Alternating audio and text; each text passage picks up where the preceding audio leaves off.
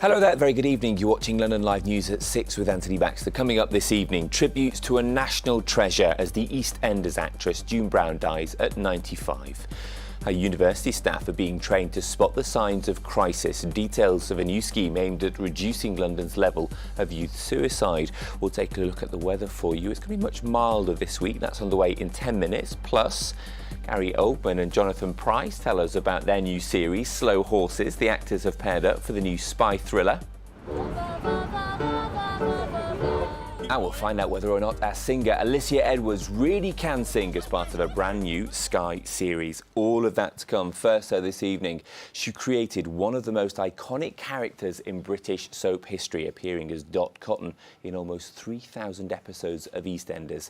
Tonight, tributes are being paid to the actress June Brown, who has passed away at the age of 95. She died yesterday. The news confirmed earlier by the BBC, where our reporter Hebe Campbell is here. I mean, Hebe, in many ways, her character really did embody EastEnders, didn't it? Yeah, as the EastEnders spokesperson said today on Twitter, it wasn't just, you know, her iconic character, Dot Cotton, in EastEnders, but it was actually British television that she was so iconic in. Having appeared in so many episodes, as you say, her remarkable performances created some of the finest moments for EastEnders. She was always known for having a cigarette in her hand, for being a hypochondriac, and for being very in touch with her spiritual and religious side. Nonetheless, was one of a character favourite of EastEnders and a family favourite. Yeah, she really was, wasn't she? You know, and she stood the test of time. That character certainly did. She did have other roles, though, somewhat perhaps eclipsed, though, by Dot Cotton. Yeah, well, she's appeared in lots of different things before she landed her role in EastEnders. She actually started her career in the Women's Royal Naval Service in World War II, before she started training at the Old Vic in Lambeth doing theatre. She started her career in the 70s doing film, TV, theatre. She appeared in Doctor Who and Coronation Street before landing EastEnders, which, as you said, she appeared on nearly 3,000 episodes. So that spanned from when she was in her 50s until her 90s, when she retired in 2020. So tributes have flooded in on social media today. One that's really standing out is Stephen Fry, who said on Twitter this afternoon, June Brown, amongst all her wonderful human qualities and achievements, will be remembered as a tireless and fearless LGBT ally, especially during the darkest days of HIV/AIDS. Hebe Campbell there. Details then, tributes to June Brown, the actress who played Dot Cotton, who has died at the age of 95. Right, let's move on. More COVID fines have been handed out to people who attended events in Downing Street during lockdown. Scotland Yard says the latest haul of fixed penalty notices went to people who gathered on the eve of Prince Philip's funeral on the 16th of April last year. It was a leaving do for the former communications boss, James Slack. The PM did not attend. Buildings and shops around parts of Soho and Oxford Street were evacuated this afternoon after a gas leak was discovered on Poland Street. Police say they were called just after 1 o'clock to help move people to safety. A number of roads also closed to traffic whilst engineers isolated and dealt with the leak. A man has been charged with the murder of a pensioner from Manor Park. 8-year-old Sharetta Bibi was found with stab injuries at a home in Landseer Avenue on Saturday morning. 33-year-old Ali Subel, who lived at the same address, has been accused of her murder. A Met police officer has been charged with sexually assaulting a colleague whilst on duty. PC Joseph Demir is accused of carrying out the attack in March 2020 when he was a student officer at Hendon Training School. He will appear in court tomorrow. He has been placed on restricted duties whilst the investigation takes place. Extinction Rebellion has continued a blockade of an oil facility near Heathrow Airport. Around 30 climate change activists returned to the Esso West oil depot in the early hours of this morning. They are calling on the government to stop using fossil fuels. A second group, Just Stop Oil, have also been involved in the demonstrations at several hubs since Friday. The trial of the man accused of murdering the MP, Sir David Amess, has been delayed after the judge tested positive for COVID. 26-year-old Ali Harbi Ali was due to start his defence today. However, the case has been adjourned. It was previously delayed after 3 members of the jury also tested positive. Mr. Ali from Kentish Town denies murder and preparation of acts of terrorism.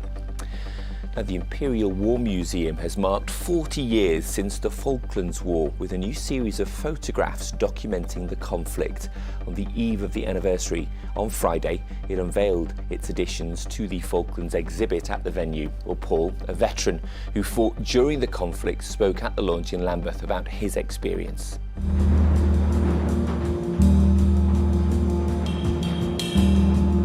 You didn't know what was going on. Nowadays, of course, all they do is they pick up a mobile phone, talk to each other, and what have you. But then you couldn't do that. You had to rely on long-distance news coming in. No, I had a long. It was a long time, and I didn't see daylight from, I think it was about the 19th of April until the middle of August. And it's quite strange to think about it, but although it was the Falklands War and I was down there, I never actually saw the Falkland Islands. Details there of that addition to the Falklands exhibit at the Imperial War Museum as we mark what is the 40th anniversary. Now, a group of London-based swimmers ranging from 60 to 80 years old have attempted to swim the distance of the English Channel today. They call themselves the Silver Swimmers, and their challenge took place at Pools on the Park in Richmond with the aim of supporting Cosmic, which is a charity which looks after people who need paediatric intensive care and neonatal intensive care. That's at St Mary's and Queen Charlotte's hospitals. Well, here we caught up with some of those involved before they got into the water. Well, we started thinking about this at the end of the summer. Originally, we wanted to support Parviz, who's one of our swimmers, and we suggested that we would help support one of the teams that swim the channel. He had another idea. He said, well, I think you could do it yourself. So we started training at the end of the summer, and we've gradually increased this training. Since Christmas, most of us are swimming every day. Some of us are times a week, a couple of times in one day, and we hope that when we actually do the swim, we will be able to achieve the 1,000 lengths. Whereabouts are you guys going to be doing the swim? Pools in the park in Richmond upon Thames, in the outdoor pool. We train only swimming in the outdoor pool throughout the winter, whatever the weather. We're there every single day. And what would you say to people watching who are kind of thinking about donating to you guys? Well, it's such a worthy charity, and we couldn't be supporting something that was, we're passionate about swimming, we're passionate about helping Parviz and his charity, and we have found so many people who've had a link with the paediatric intensive care units, and we've become more and more motivated the more stories we have heard in recent weeks. Well, I mean, all the money that's raised, every penny goes to Cosmic to save lives. It costs £150,000 to have one bed equipped for capital cost for life support equipment. My unit has 15 beds. And today it's completely full with little children on life support. None of them have COVID, but they all have serious respiratory infections. We specialize in saving lives of children with meningitis, septicemia, pneumonia, all sorts of critical illness. And because of Cosmic, we have a state-of-the-art unit, and we thank people for their generous donations. There we go. Hopefully they have managed to achieve their goal. Right, football. And there is a small matter of a London derby in the Premier League this evening. Crystal Palace host top four hopefuls, Arsenal. The North London side sit fifth in the table after rivals Tottenham finished with a 5-1 win over Newcastle yesterday, edging themselves into the Champions League qualification spots. Well, the Gunners have 2 games in hand and can leapfrog Spurs. But this evening's fixture, even more poignant as the Eagles are managed by the former Arsenal legend Patrick Vieira. Well, before the match, the Arsenal boss, Mikel Arteta, heaped praise on his opposite number. Well, a huge achievement. I think you have to be very special to be nominated to be there, and I think Patrick deserves it for what he brought to the England game, to what he did for Arsenal, and what he brought to English football. Patrick and the coaching staff, I think they're doing a great job, and we know how it is to play in that stadium. We're going to focus on what we can do. That's the only thing we can control through the TV. We can suffer or enjoy, but there is not much that we can do. What we have to do is win the football matches that we need to do to achieve what we want, and that's only in our hands. There we go, that London derby tonight at Selhurst Park, kick-off at 8 o'clock. Let's see what the weather will be like for them. Well, it will turn drier after what's been pretty wet out there today. Lows overnight, almost in double figures after what was that particularly cold snap last week. Tuesday, well, it looks like it will be overcast, perhaps more light rain in places, a bit of drizzle as well. Similar temperatures to today, around 14 or 15 degrees. Much of the same on Wednesday, with the chance, though, of some brighter spells bursting through as well. So it looks like that cold snap behind us for now. Still to come before 6:30. The TV doctor Philippa Kay, as she shares her experience of being diagnosed with bowel cancer, as new research suggests most Londoners can't name any symptoms for the disease.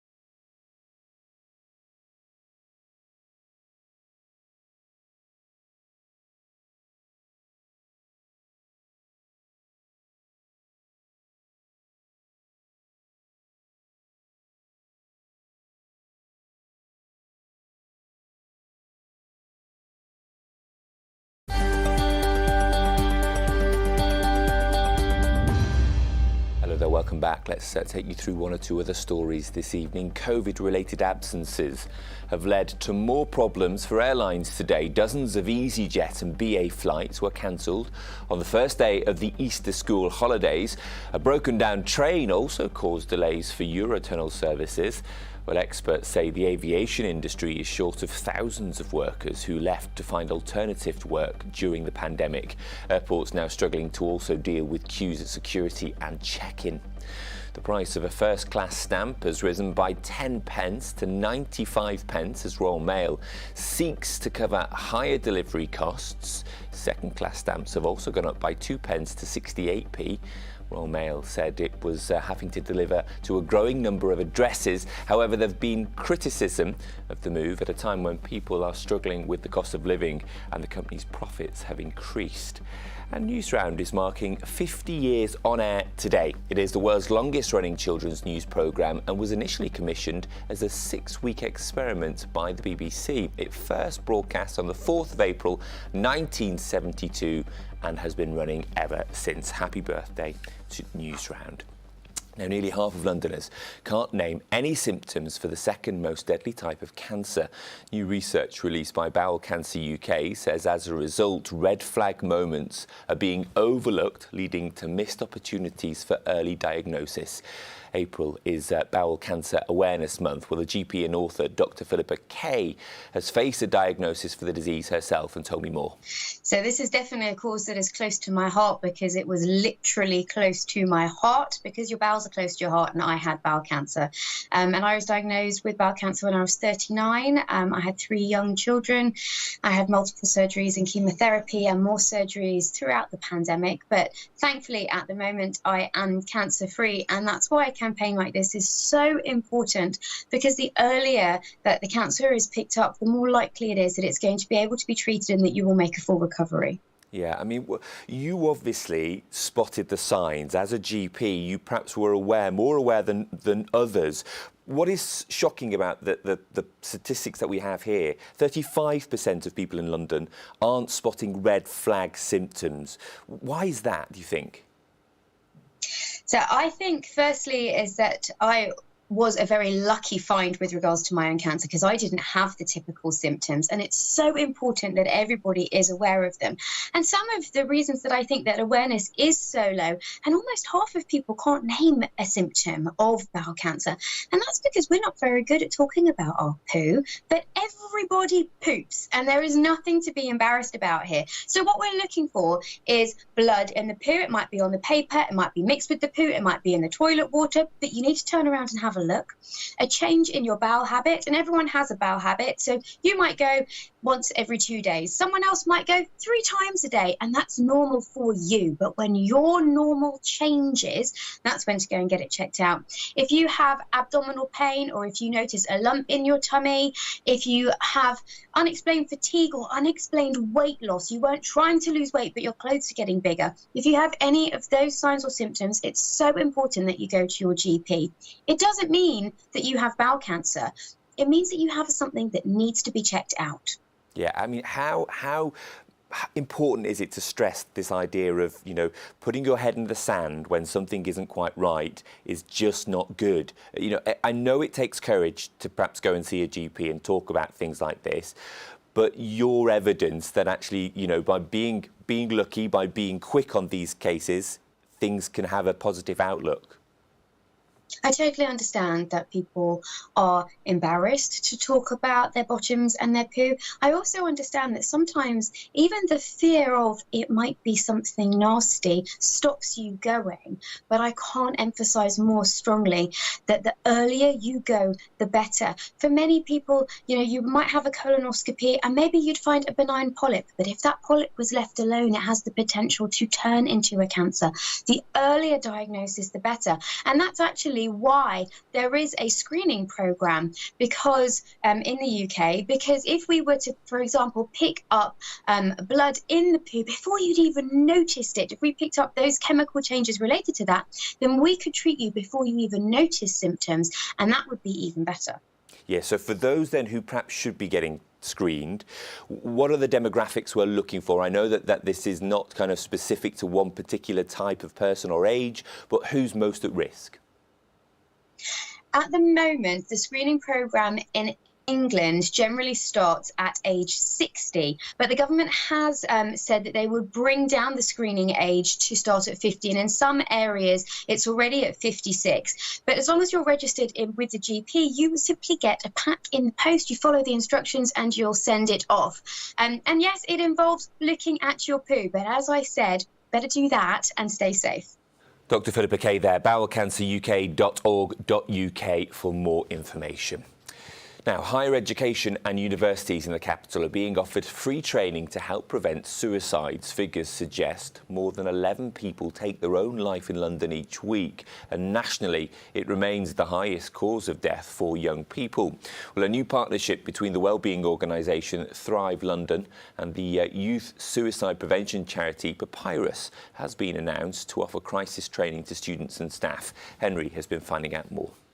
So it's all about offering those skills and just equipping these professionals who work directly with young people to feel more confident, and then enabling them to offer that direct support and not feel like they have to pass these young people on to someone else, but allowing them to have these skills and confidence to just sit with that person in the moment and provide that support there and then, before then having a look at what some of those long-term options for support might be. So you touched upon the fact that you've done things in the past, but now this is a new initiative for those in further education. So why did you decide to offer free training for those in higher education? Suicide is the biggest killer of young people under the age of 35.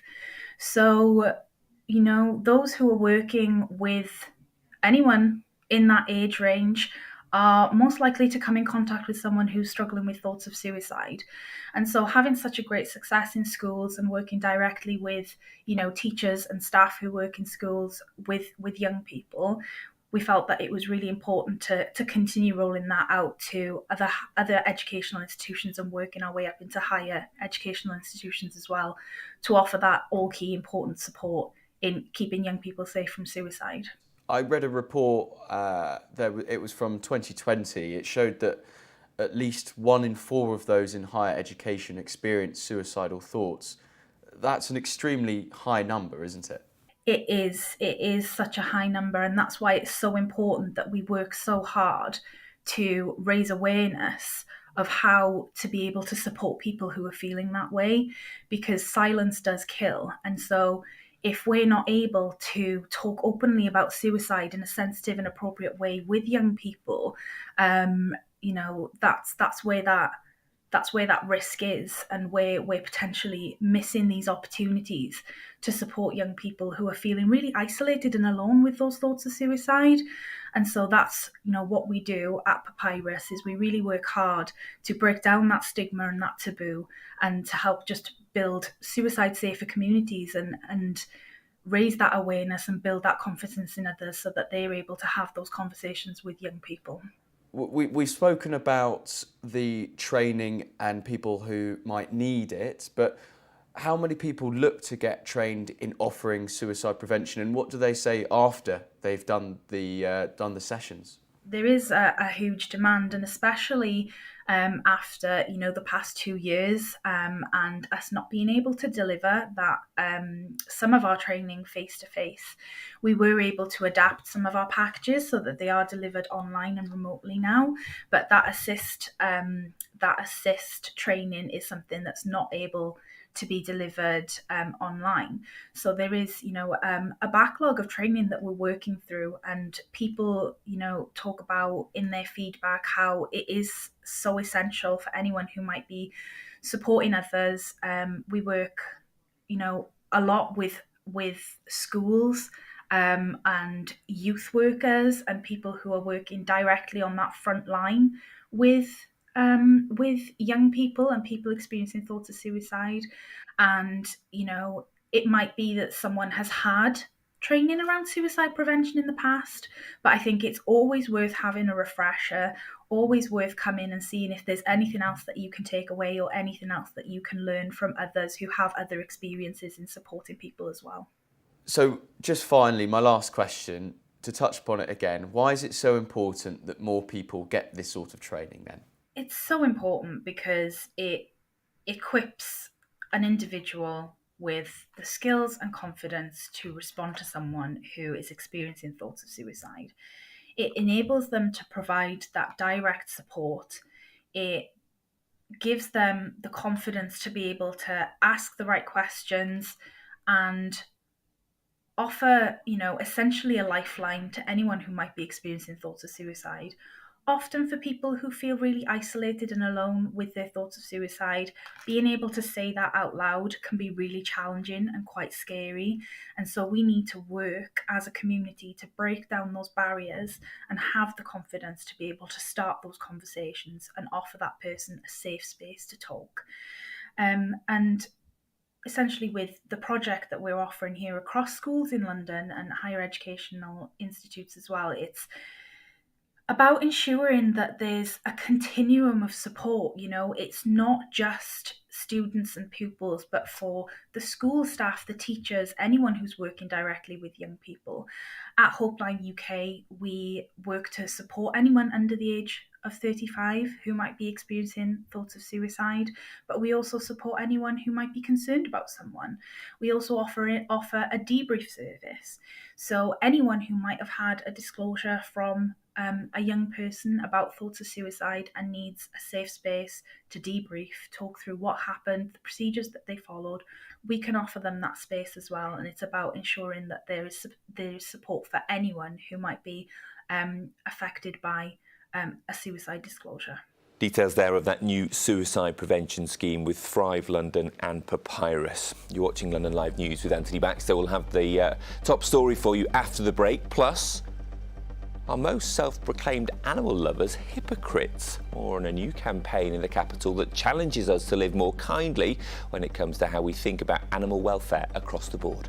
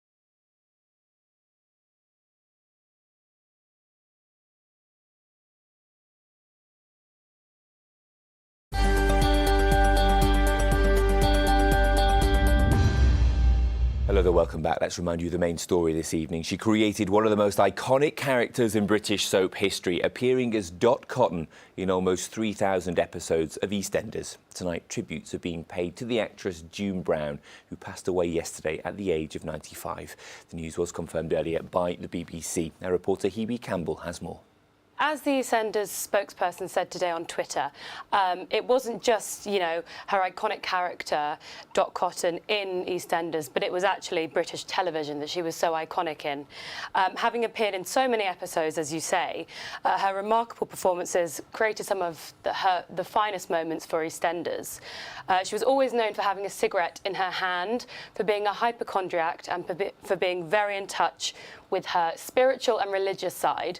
Nonetheless, was one of a character favourite of EastEnders and a family favourite. Yeah, she really was, wasn't she? And she stood the test of time. That character certainly did. She did have other roles, though, somewhat perhaps eclipsed, though, by Dot Cotton. Yeah, well, she's appeared in lots of different things before she landed her role in EastEnders. She actually started her career in the Women's Royal Naval Service in World War II, before she started training at the Old Vic in Lambeth doing theatre. She started her career in the 70s doing film, TV, theatre. She appeared in Doctor Who and Coronation Street before landing EastEnders, which, as you said, she appeared on nearly 3,000 episodes. So that spanned from when she was in her 50s until her 90s when she retired in 2020. So tributes have flooded in on social media today. One that's really standing out is Stephen Fry, who said on Twitter this afternoon, June Brown, amongst all her wonderful human qualities and achievements, will be remembered as a tireless and fearless LGBT ally, especially during the darkest days of HIV/AIDS. Hebe Campbell there. Details then, tributes to June Brown, the actress who played Dot Cotton, who has died at the age of 95. Right, let's move on. More COVID fines have been handed out to people who attended events in Downing Street during lockdown. Scotland Yard says the latest haul of fixed penalty notices went to people who gathered on the eve of Prince Philip's funeral on the 16th of April last year. It was a leaving do for the former communications boss, James Slack. The PM did not attend. Right, football. And there is a small matter of a London derby in the Premier League this evening. Crystal Palace host top four hopefuls, Arsenal. The North London side sit fifth in the table after rivals Tottenham finished with a 5-1 win over Newcastle yesterday, edging themselves into the Champions League qualification spots. Well, the Gunners have 2 games in hand and can leapfrog Spurs. But this evening's fixture, even more poignant as the Eagles are managed by the former Arsenal legend Patrick Vieira. Well, before the match, the Arsenal boss, Mikel Arteta, heaped praise on his opposite number. Well, a huge achievement. I think you have to be very special to be nominated to be there, and I think Patrick deserves it for what he brought to the England game, to what he did for Arsenal, and what he brought to English football. And it was a tough match. We had some really good periods where we struggled. We conceded 2 very poor goals in that game with simple giveaways that put the game into a really difficult position, and it's a team, especially at home as well, is doing really well. Patrick and the coaching staff, I think they're doing a great job, and we know how it is to play in that stadium. We're going to focus on what we can do. That's the only thing we can control. What we have to do is win the football matches that we need to do to achieve what we want, and that's all in our hands. Now, according to new research, Londoners are not the best at practising what they preach when it comes to our values regarding animal welfare. The charity Animal Aid says 67% of people in the capital believe it's unacceptable to cause pain or suffering to an animal for any reason at all. But that figure far outstrips the number of vegans or vegetarians in London. So are we just in favour of the cute ones? A new campaign is being launched to raise awareness of the disconnect, and the wildlife expert Ian Green from the charity explained more. 71% of people, when asked, said it was never okay to cause pain and suffering to an animal. And in fact, that figure rose to 77% when they were asked specifically about entertainment, sport, or for profit. So it shows that there's perhaps a disconnect between people's sort of core value of kindness and perhaps in the actions that they're taking in their lives.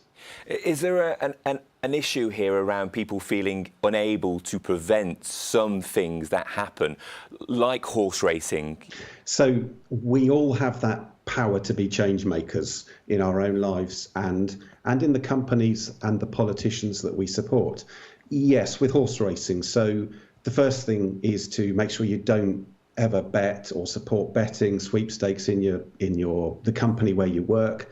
Don't support those. Tell people why you're not going to support them. That's really important, communicating that issue.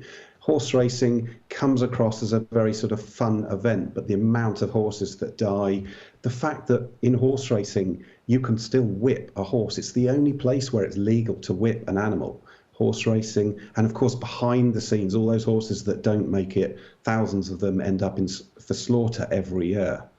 It's a horrific industry, but you're right, it has a huge amount of money. But people can make a first step to not supporting that and communicating with other people why they're not going to. The other aspect here is this idea that if so many people feel like it's wrong to ever cause an animal pain and suffering, why aren't we all vegans? I think there's a growing change towards that. But of course, people are perhaps unaware of what goes on. Maybe they're misinformed or confused by corporates or politicians. But that change is happening. And of course, there's always the thing that we tend to stick with how things have always been. So change is happening. We need to make sure that change is happening faster because I mean, I've sat through hours and hours of pretty horrific film from slaughterhouses or things like that for farms. And most of that I couldn't share with people because it's too horrible. So we do need to make that change. It's really urgent that we make that change so that we're living a kinder life. That's that value that we all want to live anyway. I think we all identify with being kind individuals. There are huge industries at stake here. Is there a place for humane, farming of animals for us? In your opinion, surely you could see that actually in some ways there will be humane ways to be able to use animals for food. Well, however you farm animals, whether that's in so-called higher welfare conditions, they'll always end up at the slaughterhouse, and the slaughterhouse is a pretty horrific place. And of course, even if you're talking about, milk or eggs, it's only the female that is producing the milk. There's no place for the male, and of course the calves are taken away at a day old. So these are pretty horrific industries, and there's so much alternative. You only need to walk into any supermarket and see the different options available to you. It's not a complicated, confusing place that perhaps it was 20, 30 years ago. Now that those alternative options, whether in a supermarket, a cafe, a restaurant, are there, so people can make that switch. It's climate change, one of the strongest weapons that's come about more recently in terms of awareness of what's happening when it comes to people choosing perhaps more sustainable ways of living and eating, looking at more plant-based products. Yeah, obviously, I mean, animal farming is the greatest contributor to greenhouse gases and bigger than all the transport that we use. So it's really significant. Switching to a vegan diet makes a huge difference on that. I mean, just the simple practicalities, feeding food to an animal to then feed it to a human is just not a very efficient system. So that is perhaps one reason, and I think combined with the kindness and that growing awareness of what's actually happening in our farms, in our slaughterhouses. And it goes beyond this. We could be talking about animals, using animals for entertainment like horse racing, farming. We've got animals in laboratories where there are ways to choose cruelty-free products, not support charities that are funding animal research. There are so many ways that we can avoid this, but of course, they all require people to have that information, and that's what Animal Aid tries to do, is try to give people that informed so that they can make their own decisions. Yeah, and if there is a lobbying aspect to this campaign, are you calling on people in some ways to get behind a message to the government? Is that what you'd like to use this for as well?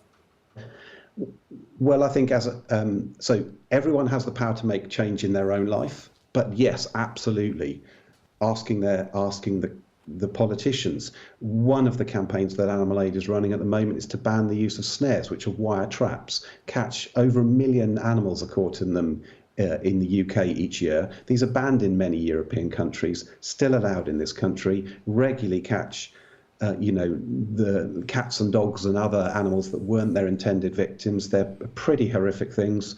And actually, we've just succeeded in getting a government petition to 100,000 signatures with support of the likes of Deborah Meaden and Chris Packham. And so that will be debated in Parliament. So that's something actually at the moment. Write to your MP and say, I'd like to see a ban on the use of snares in the UK. Ian Green there from Animal Aid, animalaid.org.uk, the website, if you want more information. Stay with us, still to come this evening. According to some trained singers, anyone, and they really mean anyone, can sing to a professional standard with the right help.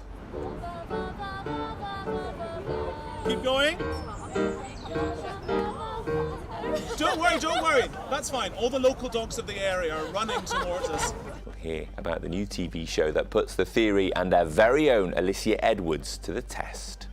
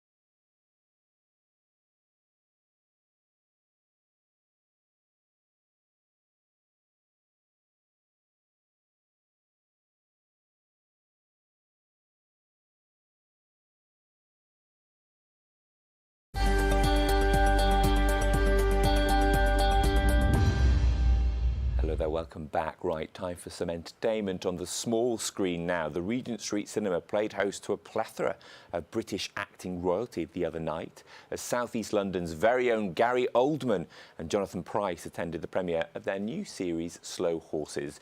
The drama follows a team of British intelligence agents who serve in a dumping ground department of MI5 due to their career-ending mistakes. Oldman and Pryce spoke on the red carpet. I know it's not easy being banished from MI5 to my department, but that's on you. Only screw-ups get sent to Slough House, and I've got to be honest, working with you has been the lowest point in a disappointing career. Right, there's a great deal of humour in the piece. Interestingly enough, there was a byline from, I think it was maybe the San Francisco Chronicle Review, who categorised the show as a comedy.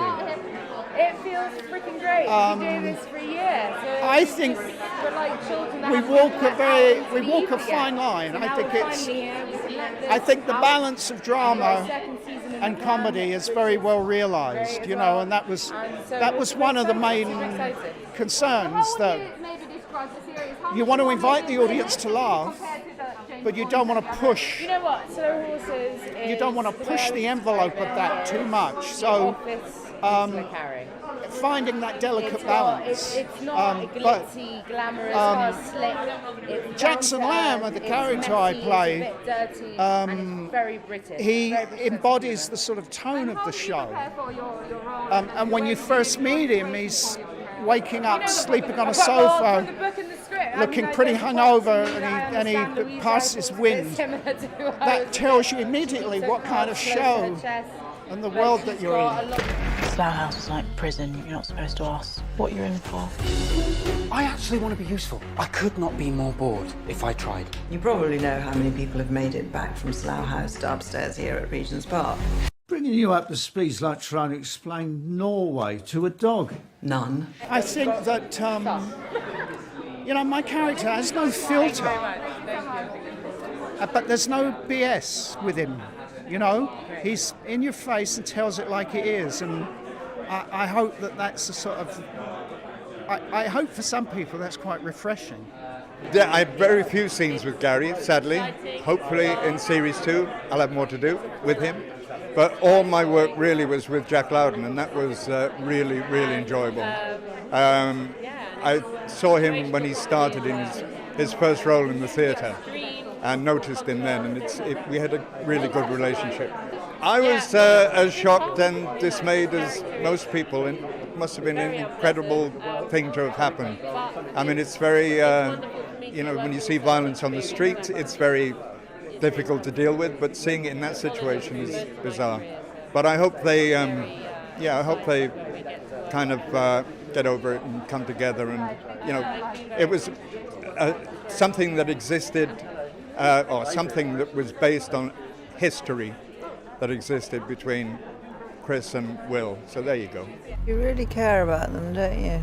No, I think they're a bunch of absolute losers. But they're my losers. That is Slow Horses. You can see it now on Apple TV. Finally, a new TV show declaring that anyone can sing led to an impromptu series of performances in Hyde Park last week. The host of the new programme on Sky rocked up at Singers Corner, offering tips on how to turn anyone into a budding star of the future, including our very own Alicia Edwards. We have this wonderful new programme where we are convinced that everybody can sing. So our programme, Anyone Can Sing, has taken 6 dodgiest singers in the country, and we are making them singing superstars by showing them what it is to be an opera singer and unpacking the art of opera. We have erected a new landmark here at Speaker's Corner. We have renamed it Singers Corner. So of course we're used to people orating here, and now we have everybody coming to sing here today. Here we have glorious Alicia, who did have a love affair with her voice when you were at school, but we have since lost the love affair. What's happened, Alicia? Enough time, went to uni, can do it, so yeah, I'm ready to learn, I'm ready to go again. We will reignite the love affair with your voice, Alicia, okay? So let's just do a little exercise. We're gonna go, and we're gonna go, va, va, va, va, va, va, va, va, va. Ready? Here we go. Very good. Let's go up one. That's good. Trust it, baby. Keep going. Don't worry, don't worry. That's fine. All the local dogs of the area are running towards us as we speak. That's glory. Well done. Now, when we're going up, we're going to make sure that we want to keep your primal connection from what I call the engine room, so where your diaphragm releases down here, to come straight out through your resonating space of your face into our space. So we're going to use Nikki's magic hand beard. Okay, we're just going to place it on your face just to be able to just relax that jaw to make sure that there's nothing interfering. Ready to give it a go? Here we go! Good. And here. Good. And. Good. One more. I lied. Another one. Good. One more. Good. Release your mouth. Good. Soft lips. Good. Keep going. Good. Good. Trust it. Bend your knees. Oh my gosh. Wonderful. Well done. You're ready to give us a performance now. Just do it. Let's do it. Fantastic. Let's give it a go. You're going to step on our gorgeous box. Let's do it on the box. Come on the box.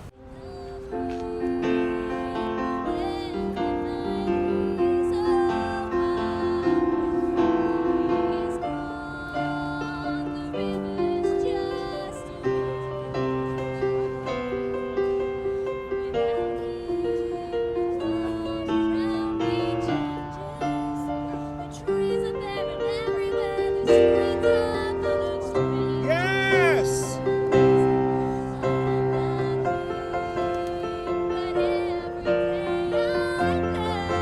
Yeah, give it beans!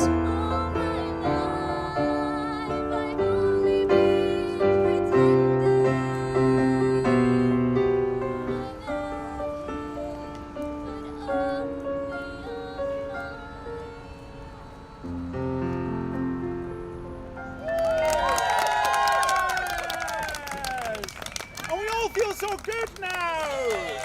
Great! Well done! Chris, the voice is still there. Well done, love, that's great. Marvellous! Who's next? There we go. What a voice. Alicia Edwards taking it for the team, singing in front of that audience. Anyone Can Sing is on Sky Arts now.